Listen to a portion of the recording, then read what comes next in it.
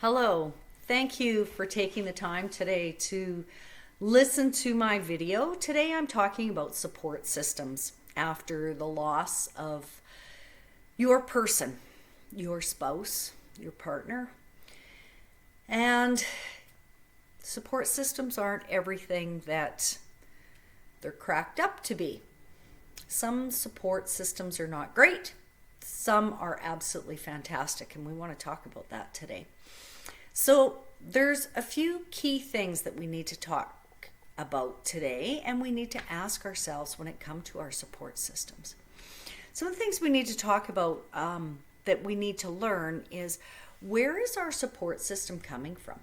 Who is it? Who is our support? And when do we need support? Who can we trust to be our support? Those are the kinds of things that sometimes we need to ask ourselves. Support is not always mental support. Sometimes it's other things. It's support as in, not financial as in someone necessarily paying our bills for us. Maybe some of us do need some financial support. Maybe we need support from a financial planner and learning how to take care of our finances. And what do I do now that my person is not with me? Maybe our support is someone sitting and having a coffee or a glass of wine and just listening to us talk. Maybe our support is having somebody come over and just sit with you and watch TV. I had a friend come and stay with me recently, and we were together about a week. And honestly, for a large part of that visit, it was somebody to sit and watch TV with. I've never had that. I've never had somebody to just sit and watch with me. We didn't have to talk, but it was somebody that was there. That was a huge support for me. That was a huge comfort for me. Sometimes our support isn't all mental. It is somebody that is there for us to cut the grass, shovel the sidewalk, go and get firewood for us if you have a fireplace. I need help with that. I can't do it on my own. Cooking, eating, meals. It's terrible with one person. It's so hard to cook for yourself. I love when my kids come to my house to eat. I love when my son stops in to have supper with me because it makes me cook. I have a reason to cook. I have a purpose and a person to cook for. And I love it. We need a purpose. We used to spend our time looking out for or helping or being there for our spouse, for our partner, our person. And when we no longer have that, we lose our purpose. What am I going to do now? Who do I take care of? I sometimes think that we need someone to take care of. That's a little bit of human nature. For some people, it's women that really need to nurture. Some men are like that. They need somebody to take care of and do things for, and they go to work to support you, and all of a sudden you're not there. So it happens to widowers as much as it happens to widows. I want to talk about who our support systems are. For me, my biggest support has been my two children, but my children are adults. They're grown up. They don't even live with me. My daughter's married. My son has his own house as well. So I don't have young children. For those of you that have lost your person and have young children, you still need to support them mentally, but also with everything else in life that they need support in. So it's a real draw and a strain on you in getting your self-care and your support when you are supporting somebody else. And that is a topic for another day. But my children are a huge support to me. Some people will have siblings or a best friend or who knows, maybe a parent. If you are a younger widow or widower, maybe your parents are there supporting you. But like I said, support is not always a mental thing. Sometimes it's other things. I have seen online many, many, many times, and it breaks my heart when I see this, of widows that have posted, "My children get after me when I cry or if I always talk about my husband because they say that it makes other people awkward." For me, I say if other people are awkward around me, then they maybe shouldn't be around me yet. Maybe it's too soon. Because if you are in your grieving process, still crying, and for some of us, it's years and years and years that we cry. For some, the crying subsides in a shorter amount of time, and there is no time limit. You cry as long as you need to. Some people say, "Oh, I'm a mess for 3 years." Some people say I was a few months. You know what? There's no timeline. And keep talking about your partner, your person. That's, to me, what keeps their memory alive, and their memories in my heart is I talk about Daryl. Doesn't matter who I'm around, I talk about him. The memories are there. We were together almost 35 years, and we were married for 32, but the dating process, the courting process, there was other years there, right? It's not just the marriage years, it's all of it. And you can count all of those years if you're saying this is how long we were together, and there's nothing wrong with that. If people are telling you, quit crying in front of somebody else or quit talking about dad, it makes other people awkward, I think you need to sit down with those people and have a very frank conversation and say, this is part of my grieving process. I need to talk about them. I am still going to cry about them. My heart is broken. And we're allowed to do that. And there is no timeline on that. And others need to understand that. You will find in your grieving process that people start to disappear on you. They get on with their own lives. They think that after a year, you should be okay. You've been through all the firsts. You should be okay now. You're not. And it's okay that you're not. Like I said, there's no timeline. You're allowed to take your time to work through your process. And it's okay. It can go on for years. Many, many people hang on to their person till the day they pass. And that's what we do. The grief doesn't go away. We learn to live our lives around the grief. And that's okay. That is what we do. That is what is a part of our grief process. And a part of our grief process is a part of our support system. Because that is what gives us comfort. And people need to respect that about us. And every one of us are going to do it differently. You could have another family member, a sister or a sister-in-law or whoever that is grieving a spouse, or your mother or your father or whatever. And don't compare your grief to their grief. Don't compare what you need for support with what they needed for support, because it's different for all of us, and that's okay. There's some people that are going to come once or phone you once when your person first passes, and you won't hear from them again. Because some people, they disappear. They have too difficult of a time, and that's okay. There's going to be other people that are going to think that when your spouse passed away, that your brain fell out of your head. Or that your spouse did absolutely everything for you and you are not capable of doing anything for yourself. That's not true. You can make decisions. I've had to make a lot of decisions. And pretty much everything that I make a decision about and everything I do, I like to pass it by my children. My children are older, they're in their 30s, they're making decisions on their own, they're adults. So I say to them, what do you think of this? What do you think of that? And my kids were like, yep, sounds good, Mom. Whatever you want to do, we support you in it. Till finally I got a little upset with them. I said, quit agreeing with everything I say. I don't want you to agree with everything I say. Sometimes I need for you to play devil's advocate.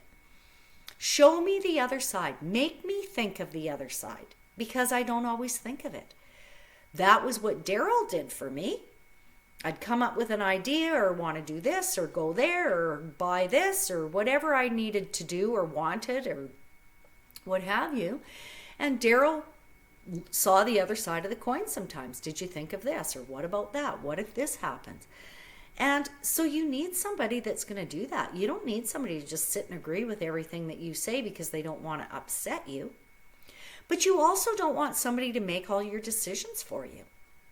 Some people think that if they give you their opinion, that you need to do what they've said. That's not true. You are an adult. You need to make some decisions, and you're capable of making those. And you know what? We don't grow from the wins. We grow from the losses. We grow from our mistakes. We learn from our mistakes. Yes, we're terrified to make those mistakes, but we're going to make them, and we will get through it. And that is okay. Some people are going to be there that they're going to give you some sympathy, and some people are going to be there to give you empathy. So let's talk about the difference between sympathy and empathy. Sympathy is feeling compassion for another one's pain and their suffering and their loss, and they're there sympathizing with you. That is what sympathy is. They're feeling the compassion and the sorrow. Empathy is somebody that knows how you feel. They've been through your sorrow, they've been through your grief, they've maybe lost somebody. But sometimes it starts feeling like platitudes, and sometimes it's insulting. I've had people that compare the loss of their spouse with the loss of mine. Oh, are you feeling this? Oh, when my spouse died, I felt that. You know what? Or they say, when I say that I felt a certain way or that I'm going through something, oh yeah, when my friend blah blah blah, and they start comparing your loss with theirs or a friend, or when they lost their mom or when they lost a sibling. They maybe have not lost a spouse. And even if they have, your grief and your process of what you go through, your grieving process, is going to be very, very different than theirs. It's nothing that can be compared. So the empathy is sometimes not a great thing. I don't like it. Some people are okay with it because they like to compare what they've been through with somebody else's. But it's all different. And it's okay that it's different. You're not doing this wrong. You can't do it wrong because it is your unique grieving process. There's no right, there's no wrong, there's no timeline. Nobody can tell you how to do it. Nobody should tell you that you shouldn't cry or talk about your person in front of other people because it makes you awkward. That's not fair to you. If that is what gives you comfort, that is part of your grieving process, then you get to do that. It's as simple as that. Some people are there to support you in a mental way. Some people are there to support you by doing things for you. If people say to you, anything you need, if you need help, you let me know. Take advantage of that. Use that. If you need them to come cut your grass, ask them to come cut your grass. Hey, you told me that you are here for me, that if I needed help, I could reach out, so I'm reaching out. I could really use somebody to help cut my grass. Maybe you need somebody to come and cook with you. You know what? I need to make some meals, but to do this on my own? Phone one of your friends, your sister, your whoever, your daughter, whoever it might be that you know will fit into that supportive role. Can you come make a few meals with me that I can put in the freezer? Or can you come and help me find some recipes because I'm just lost and I don't know what to do?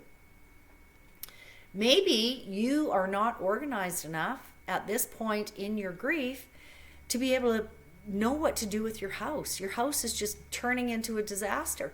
Hey, can you come over and help me do this? Early on, when Daryl first passed, for about 6 or 8 months, my house, I felt like it was a disaster. It really wasn't, because I'm quite a tidy person, and the clutter and everything gives me a little bit of OCD. So, but I had one counter and my kitchen table. I tell you, I could not keep the paper chase off of there, and it was driving me nuts. But no matter what I did, if I picked up piles of these papers and I went in my office and threw it on my desk, then that was a disaster, and I could not keep it cleaned up. And I said to my kids one day, I do not know what has happened to my time management. I was so organized and I was so good at putting everything together and having a schedule and doing what I needed to do, and I can't do it anymore. My time management has gone out the window. It took me about 6 months to realize my time management did not go out the window. My workload doubled. I did not realize how much Daryl did that was a few minutes here and a few minutes there that gave me more time. He took the garbage out, he took the recycling out, he shoveled the sidewalk, he cut the grass, all the little things that broke or needed fixed, or just the conversations with him that kept my head in the game, I could no longer do. Didn't realize how often he went and got the mail. Have now realized how much I hate going and getting the mail. So my spouse was my support system. Who is now doing that for you? I don't mean who is going and getting your mail. I mean, who is your support system in helping you deal with your time management and getting it back together, getting those ducks back in a row. You know, for some people, it could take years. For some people, it might just be a few weeks.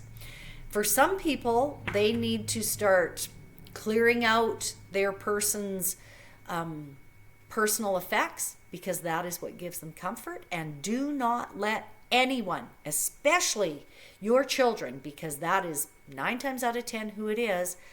Why do you still have all of Dad's clothes in the closet? It has been 9 months. It has been 5 years. That's okay. If you want that stuff in there and that is what gives you comfort, you keep it. If you're doing it 3 weeks after your spouse has passed, and that is what you need to do, that is what you need to do. Our children mean well. Our siblings mean well. Our friends mean well. But sometimes what they're doing is causing us stress and anxiety and getting us a little more anxious with things that are going on. So we need to figure out who is good for us and who is not, which is going to take me to my next step, my next point.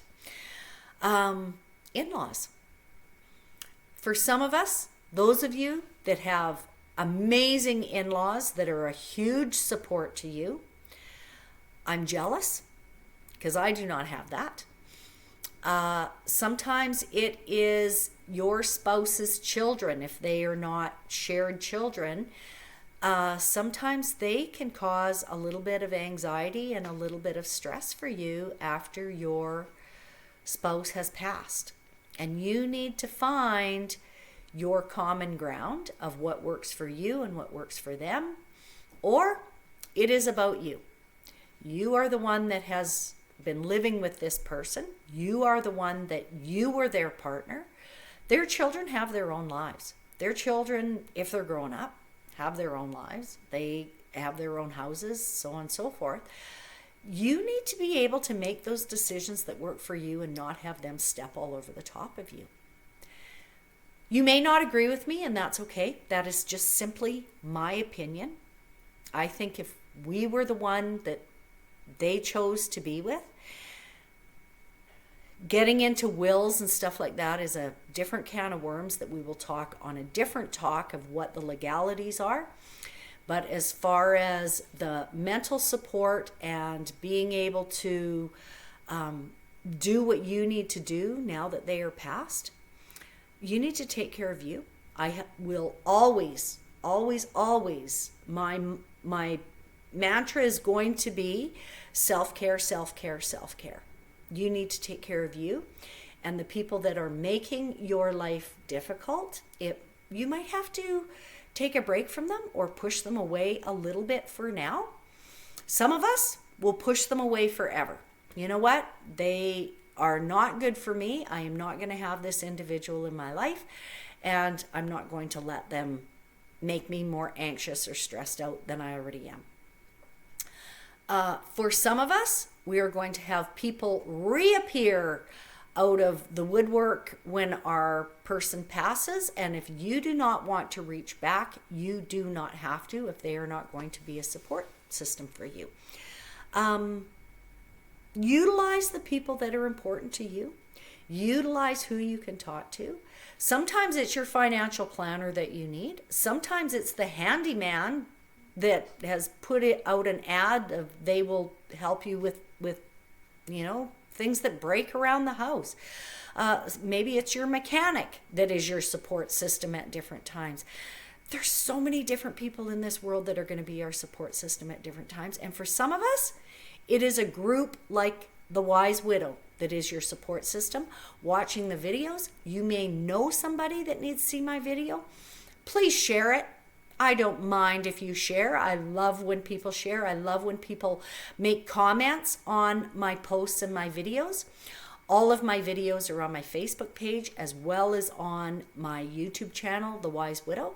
So please share and have others follow me, like me, whatever, because it gets the word out and it spreads. It gets the algorithm going so that the people that need to can find me. I am going to be doing many, many more videos constantly. I think that support systems is a very important thing, and it is different for every single one of us. It is learning what is good for us. Sometimes we need to sit down with a piece of paper and write out who can we trust, who can we rely on, who is not, put the pros and the cons, who is not the person that can help me, who is the person that stresses me out, who is the people that give me anxiety, who are the people that I can phone and say, hey, can you come and shovel my walk? Maybe you need to find a neighborhood kid to come and do it for you.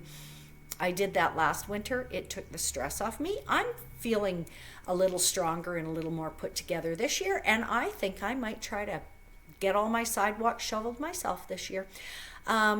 I feel like my time management is a little more in line and in sync with my life, and I think that that's what's going to help me. So blessings to you all.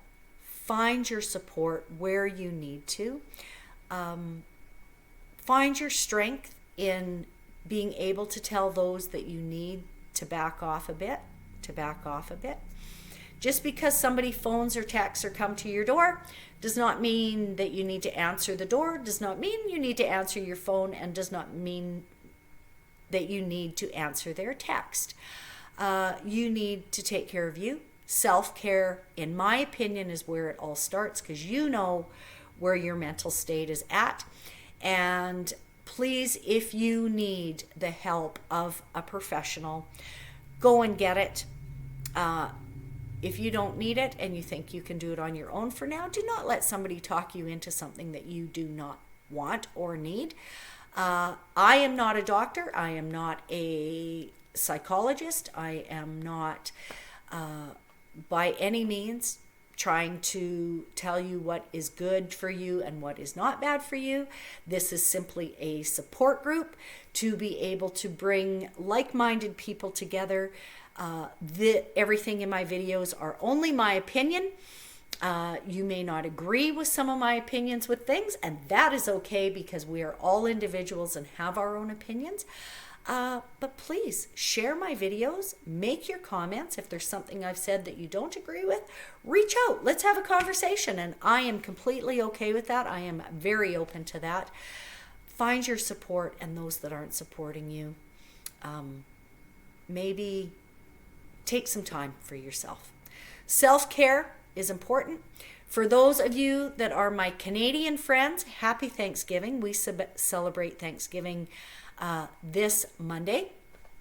And find something to be thankful for. Write those things down that you're thankful for. I know I have a lot to be thankful for. I have my children. I have a granddaughter. I have a beautiful house. I have food. I have heat. I have a brand new puppy that I adore and love, and I have so much more that I can be thankful for. I am not going to keep thinking of the negative and the things that are hurting me. I'm going to find the things that are good for me. So blessings to you all. Take care, and please watch for my next video and follow me. Happy Thanksgiving.